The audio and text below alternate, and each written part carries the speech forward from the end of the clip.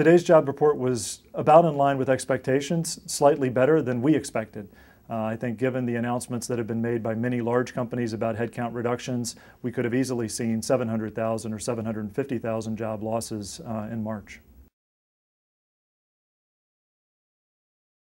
The weakest job categories and industries continue to be manufacturing and construction, professional and business services, retail, and also hospitality and leisure.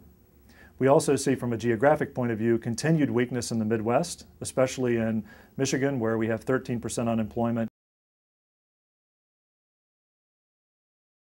The continued strength in jobs continues to be in healthcare and education, also in finance and accounting positions over the course of the last month.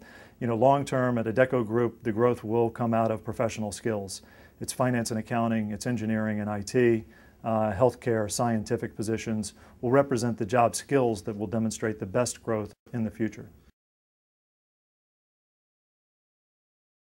The two hottest jobs for Adecco Group recruiters are nuclear engineers, where we see the confluence of clean energy and a lot of infrastructure investment coming from the government, and also a very low supply of qualified nuclear engineers in the country. So that's a very hot job for our E&T recruiters.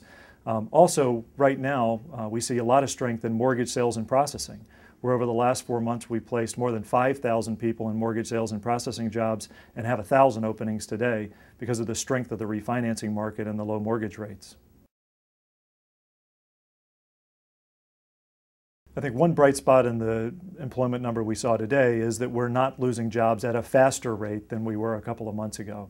So maybe that suggests a stabilization in the loss rate of jobs, but of course this is not a sustainable level of job losses in the long term. So now we need to begin to see a movement back toward zero job losses, which could very easily take us through the rest of this year.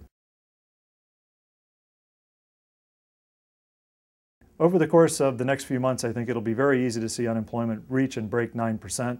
I think the real question is how effective our stimulus investments are in slowing the job loss rate and getting us back to a neutral job market, which could prevent us from getting to 10.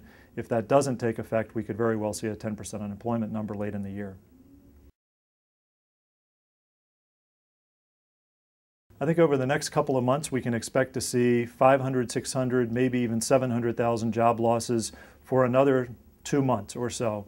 Then we'll see if the stimulus investment begins to have an impact on consumer confidence and spending, which makes up 70% of our GDP, and then also on employer confidence in raising their employment and hiring targets again.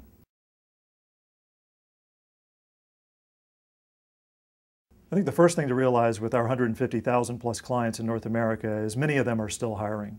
We have 1,400 finance and accounting positions open today. We have 1,000 engineering and technology positions open today, and 400 Agilon consulting IT positions open. So companies are still looking for great talent.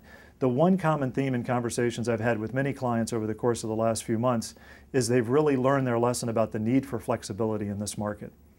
And so I think we're going to see an even greater demand for temporary resources and project-based resources as they need to raise human resource capacity in their organization.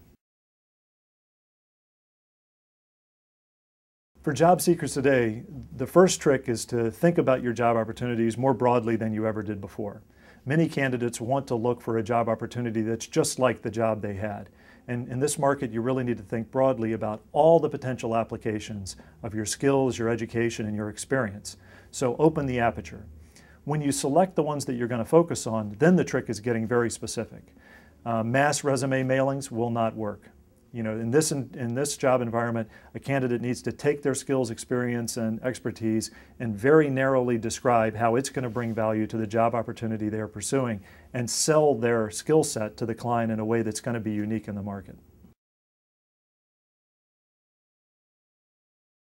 In addition, many candidates will find great value from a recruiter relationship, someone who can help guide them to where the best opportunities are in the marketplace and also help them understand how to position their skills and capabilities to pursue opportunities that they see.